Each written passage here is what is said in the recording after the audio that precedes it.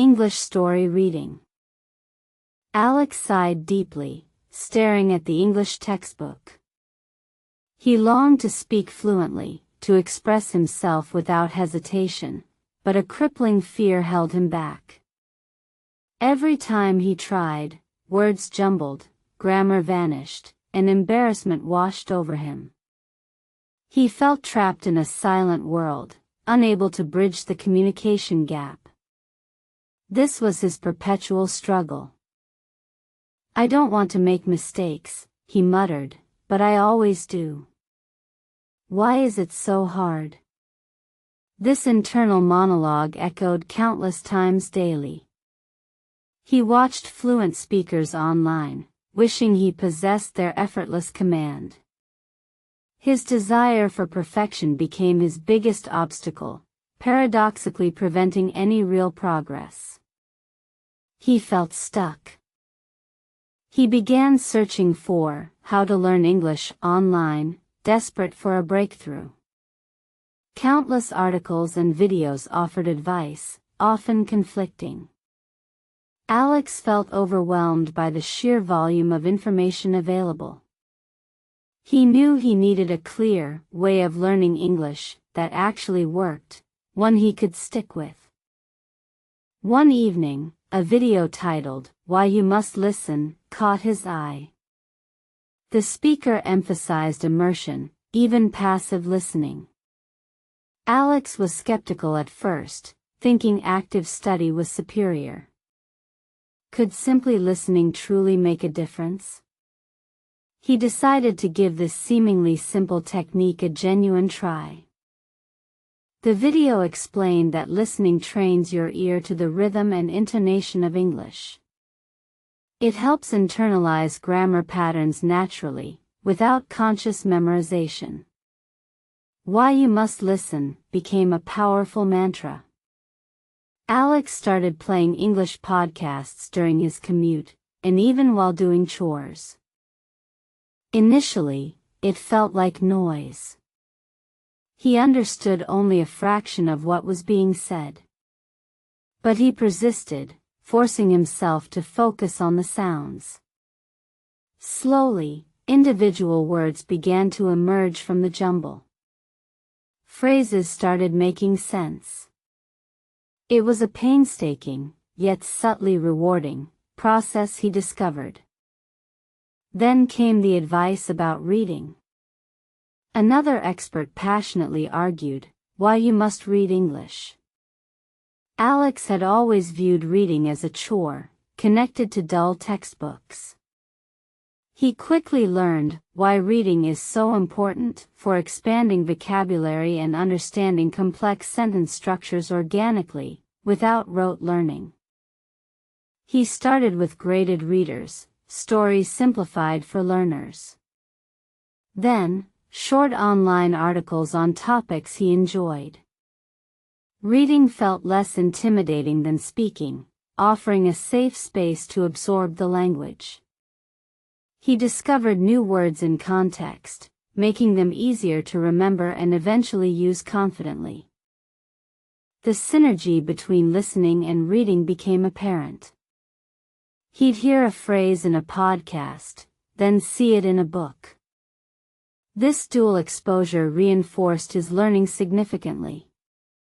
His passive comprehension skills grew exponentially. He was absorbing English like a sponge, albeit a very determined one. Yet, the speaking barrier remained formidable. All this input was fantastic, but English talking practice still seemed terrifying. His mind would go blank whenever he tried to form a sentence aloud. The fear of sounding foolish, of making grammatical blunders, paralyzed him completely. He needed a breakthrough. He found forums discussing how to practice English without a native speaker. Many suggested recording oneself, speaking to mirrors, or even talking to pets.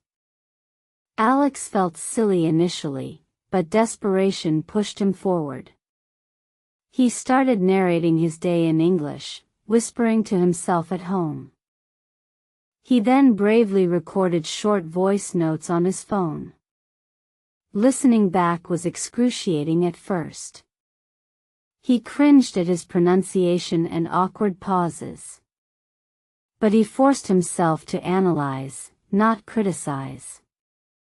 This direct feedback helped him identify specific areas for improvement, turning self-consciousness into progress. How to talk in English was about embracing imperfection, he realized. The goal wasn't flawless speech from day one, but clear communication. He sought out online language exchange partners. His first few video calls were a disaster, filled with long silences and mumbled apologies for errors. He still thought, I don't want make mistake but I always why. This question haunted him. His partners, however, were surprisingly understanding and patient. They corrected gently, encouraged actively. He learned that many advanced speakers once shared his exact same anxieties, a comforting thought. He began to understand that mistakes were not failures, but stepping stones. Every error highlighted an area where he needed more practice. This shift in perspective was revolutionary. He started viewing mistakes as valuable data points, guiding his further learning journey effectively. How to practice English evolved for him. It wasn't about rehearsing perfect sentences, it was about trying, failing, and trying again. He started focusing on conveying meaning, even if his grammar faltered. Communication became his priority, not grammatical precision, allowing fluency to emerge. He continued his English story reading, but now he also listened to the audiobooks simultaneously. This made stories come alive, connecting the written word with natural spoken rhythm. His comprehension soared, and he unconsciously started mimicking native intonation, making his own speech more natural. His daily routine transformed. Mornings began with English news podcasts. Commutes involved reading an English novel. Evenings were for speaking practice, whether with a partner or simply narrating his thoughts aloud. He had truly immersed himself in the language, making learning an integrated part of his life. The progress was slow, almost imperceptible day by day, but undeniable over weeks and months. His vocabulary expanded massively. He could understand complex conversations. More importantly, the mental blocks surrounding how to talk in English began to crumble under consistent effort and growing confidence. He still made mistakes, of course. Pronunciation errors, occasional grammar slips. But the panic no longer seized him. When he said, I don't want make mistake but I always why, he answered himself, because that's how we learn. Every mistake is a lesson, not a judgment. He realized why reading is so important, extended beyond just words. It opened up new worlds, new perspectives, and exposed him to diverse sentence structures used by various authors. This variety enriched his understanding of the nuances of English expression significantly. His initial fear of English talking practice was replaced by a pragmatic understanding. He knew practice wasn't about perfection, it was about repetition and exposure. Each conversation, each attempt, refined his speaking ability a little more. He became less critical and more experimental with language. The power of why you must listen became incredibly clear. He could predict sentence endings, anticipate responses, and even infer meaning from context when words were unfamiliar. His brain was actively processing language, not just passively receiving sounds. This active listening proved invaluable. Alex started recommending his way of learning English to friends struggling like he once did. He emphasized the input first. Why you must listen and why you must read English formed the bedrock. He stressed patience, consistency, and the sheer joy of discovery. He told them, "I don't want make mistake but I always why," is a universal fear, not a personal failing. How to practice English effectively means moving past this fear. Embrace the awkwardness, the stumbles, because they signify growth. Fluency isn't about never falling, but always getting up. His English story reading became a source of immense pleasure. He no longer saw stories as merely learning tools, but as captivating narratives that also enriched his language skills. He devoured novels, expanding his cultural understanding alongside his vocabulary and grammar. The concept of how to talk in English transformed from a daunting task into an exciting challenge. He sought out opportunities to speak, joining online debate groups and even volunteering for activities that required English communication. Each interaction built his confidence further. He understood now why you must listen constantly. It wasn't just about comprehension, it was about internalizing natural speech patterns, rhythm, and flow. His pronunciation improved significantly simply by listening more attentively to native speakers and mimicking their natural cadence. He realized why reading is so important for building a robust vocabulary that could be actively recalled during conversation. The words he encountered while reading were often the ones he later found himself effortlessly using in his own spoken English, demonstrating true integration. Alex's journey illustrated a crucial point: how to learn English is not a linear path without obstacles. It's a spiral, where you revisit concepts, make new mistakes, and continuously refine your understanding. Patience and persistence are the real keys to unlocking proficiency. His English talking practice sessions became less about formal lessons and more about genuine conversations. He learned to adapt, to paraphrase when a word escaped him, and to use body language to convey meaning. True communication often transcends perfect vocabulary. He no longer worried, "I don't want make mistake but I always why." Instead, he thought, "I will make mistakes, and that's okay." This acceptance freed him to experiment with the language, to take risks, and to learn from every single misstep along the way. Why you must listen, he would tell beginners, is because it builds your intuitive understanding. Your brain starts to recognize patterns without you consciously trying. It prepares your brain to produce language naturally when the time for speaking comes, making output easier. He found that why reading is so important for developing a deeper appreciation for the language's nuances. Reading exposed him to different writing styles, humor, and cultural references, making his understanding of English much richer and more profound. The biggest lesson in how to learn English was simple: consistency. Daily exposure, even for short periods, yielded far better results than sporadic, intense study sessions. Learning a language is like building a muscle. Regular, small workouts are more effective. For English talking practice, Alex found value in mimicking. He would listen to a phrase in a podcast, pause it, and try to repeat it exactly. This helped fine-tune his pronunciation and intonation, making his spoken English sound more natural and less forced. He learned that the "I don't want make mistake but I always why" mindset was a common mental trap. It implies mistakes are failures. But in language learning, they are essential feedback mechanisms, showing you exactly where to focus your next efforts for maximal improvement.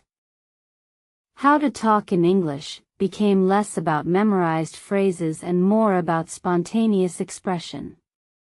He discovered his own voice in English, developing a natural flow that reflected his personality. This organic development felt incredibly liberating and empowering for him. His dedication to English story reading fueled his passion. He found joy in narratives, not just grammar drills. This enjoyment made the learning process sustainable and enjoyable, turning what once felt like a chore into a genuinely pleasurable pastime, enriching his life. The transformation was remarkable. Alex, once paralyzed by linguistic anxiety, now confidently engaged in English conversations, navigated foreign media, and even helped others on their journey. He embodied the successful way of learning English that he had cultivated through persistence. He often reflected on his initial question, "I don't want make mistake but I always why." He now knew the answer. Mistakes were indicators, not roadblocks. They were proof of effort, a sign of active learning, pushing him closer to fluency, not away from it. Why You Must Listen was about developing an internal ear, he realized. It wasn't just about understanding words, it was about recognizing patterns, stress, and rhythm subconsciously. This passive absorption built a strong foundation for active production, bridging the gap from input to output.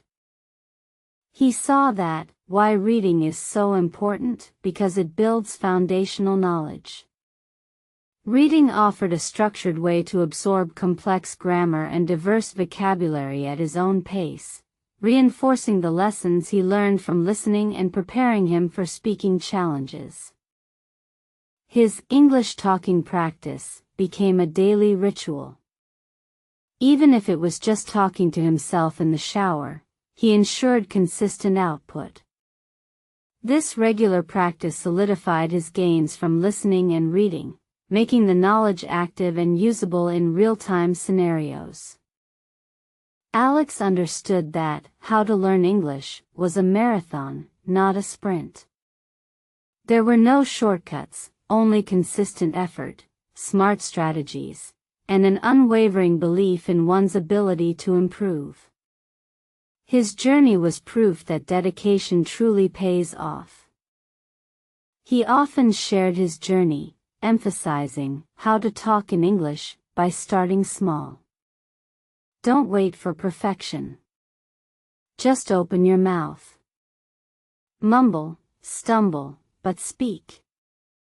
The act of speaking, however imperfect, is the most crucial step towards overcoming fear and achieving fluency. His experience with English story reading taught him empathy and broader cultural understanding. Through diverse narratives, he gained insights into different societies and perspectives, making his English skills a tool for connection, not just communication, enriching his worldview significantly. The once daunting thought of English talking practice now filled him with a sense of excitement. Every conversation was an opportunity to learn, to connect, and to push his boundaries further. The fear had finally dissipated, replaced by genuine enthusiasm for interaction. He learned that, why you must listen, goes beyond language. It teaches patience. It teaches you to absorb, to process, and to let things sink in naturally. This passive skill is fundamentally important for all aspects of language acquisition, forming the basis of understanding. Why reading is so important? Because it provides context. It shows how words are used in real sentences, how ideas are developed, and how arguments are structured. This contextual learning is far more effective than memorizing isolated vocabulary lists, promoting true comprehension. Alex's transformation from a hesitant beginner to a confident speaker was a testament to his way of learning English. He started by consuming massive amounts of input, then gradually moved to brave output, all while embracing mistakes as integral parts of the learning curve. He realized that how to learn English was profoundly personal. While general principles like listening and reading were universal, each individual found their unique rhythm and methods. The key was experimentation, finding what resonated and what provided effective, enjoyable progress for them. His advice on how to talk in English was always succinct: don't be afraid to sound stupid. Everyone does at first. The only way to improve is to speak, make mistakes, and learn from them. Your progress depends on your willingness to try. The old Alex, tormented by, "I don't want make mistake but I always why," seemed like a distant memory. He now saw mistakes as signs of courage, evidence of engagement.